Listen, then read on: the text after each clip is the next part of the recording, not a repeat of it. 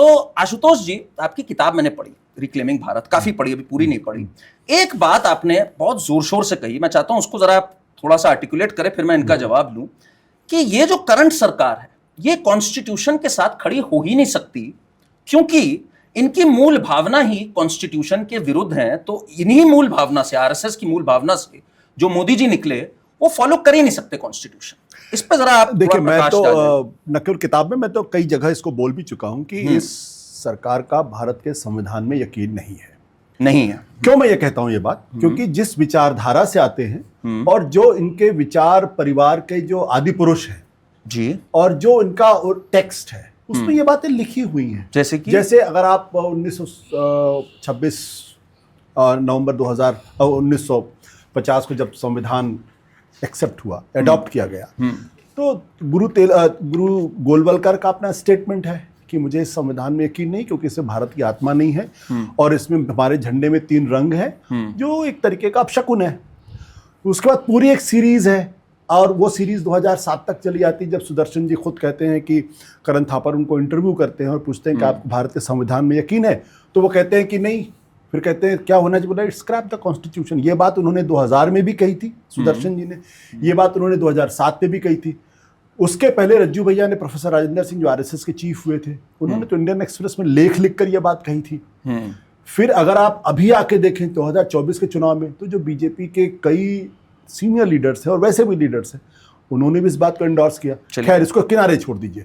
अब दीनदयाल उपाध्याय इनके सबसे बड़े आइडियोलॉग हैं, जो 1985 में जो उन्होंने, बीजेपी ने गांधीयन सोशलिज्म को हटा के जब इंटीग्रल ह्यूमनिज्म को एक्सेप्ट किया, तो इंटीग्रल ह्यूमनिज्म जो 4 दिन का व्याख्यान माला थी पुणे में 1965 में जी, उसमें वो कहते हैं कि हमें ये जो भारत का जो फेडरलिज्म है, ये भारत को कमजोर करता है। फिर ये भी कहते हैं कि भारत की एकता अखंडता के खिलाफ है हमारा संविधान। और साथ ही साथ बहुत सारी बातें, साथ ही साथ वो धर्मराज्य की बात करते हैं। अच्छा, तो अब इतने सारे जो एविडेंसेस अवेलेबल हैं, चलिए इनका तो जवाब देना पड़ेगा फिर तो। ठीक है, तो देखिए आज से शुरू करते हैं, और क्योंकि इतिहास का इन्होंने हवाला दिया है, और एक चीज अच्छी है आशुतोष जी की कि he has the historical data also, तो हिस्टोरिकल डेटा पे भी जाएंगे। आज की तारीख में एक ही जगह थी जहां पर आंबेडकर जी का संविधान लागू नहीं था, वो था जम्मू कश्मीर। अगर हम मूलतः संविधान विरोधी, आंबेडकर विरोधी रहते, तो जम्मू कश्मीर में जो ऐतिहासिक भूल थी 370 और 35A के नाम की, उसको हटाकर भारत का संविधान पहली बार कब लागू हुआ? भारत का तिरंगा वहाँ पर कब लहराया? लाल किले से लाल चौक तक तिरंगा कब लहराया? उसके बाद वाल्मीकि समाज को पहली बार वोटिंग का और आरक्षण का अधिकार कब मिला? तो ये तो हुई आज की बात। अब मैं आना चाहता हूँ हिस्टोरिकल पर्सपेक्टिव में, और क्योंकि उन्होंने हिस्ट्री कोट की है, EMS नंबूद्रीपाद ने खुद ने बोला था, I will wreck the constitution from within. अगर हम स्टेटमेंट्स को ही पकड़े, हालांकि मैं कंटेस्ट करूंगा कि वो स्टेटमेंट्स किस कॉन्टेक्स्ट में दिए गए, परंतु ये स्टेटमेंट तो अनडिस्प्यूटेड है कि EMS नंबूद्रीपाद ने कहा था 1950s में। तब क्या आप लेफ्ट पार्टीज को एंटी कॉन्स्टिट्यूशन मानते हैं क्या? कॉन्स्टिट्यूशन में 100 से अधिक बार अमेंडमेंट किए गए, उस समय पर भी अमेंडमेंट किए गए जब पूरा विपक्ष जेल में था। तो क्या आंबेडकर जी का संविधान अपने आप में परिपूर्ण नहीं था कि कांग्रेस को लगा 100 बार अमेंड कर दे? तो इसका मतलब कि संविधान की मूल भावनाओं से इतर कांग्रेस सोचती थी।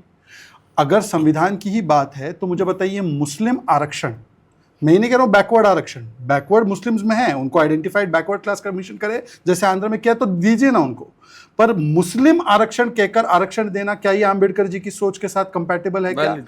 और आखिरी बात, इमारते शरिया के कार्यक्रम में जाकर कहना कि संसद द्वारा पारित कानून जिसको संवैधानिक रूप से कोई रोक नहीं लगी, वक्फ का कानून, जो वक्फ का राइट किसी जैन को नहीं है, क्रिश्चियन को नहीं है, किसी और कम्युनिटी को नहीं है, राइट टू इक्वालिटी की बड़ी बातें होती है, उसके इतर जाकर इमारते शरिया में कहना कि हम ये कानून लागू करेंगे जो शरिया डोमिनेटेड नेशंस में भी नहीं है।